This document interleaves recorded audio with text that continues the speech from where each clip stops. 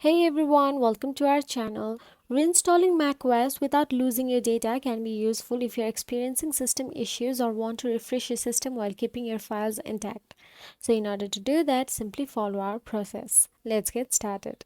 Firstly, shut down your Mac. Click on the Apple menu in the top left corner of the screen and select Shutdown. After that, when your laptop is off, press and hold the power button down until you see the system disk volume and option buttons. Click the option buttons to launch the macOS recovery, then click continue. Then simply select the volume you want to recover if applicable, then click next. Pick an administrator account and enter its password, then click continue and select the version of macOS you want to reinstall. It should be labeled as Reinstall macOS and the version name or similar, then simply click on the continue. Then follow the on-screen prompts to complete the download and installation. Your MacBook will start up normally when the installation is complete. So that's it. If you found this video helpful, please like, share and subscribe our channel, and thank you so much for watching.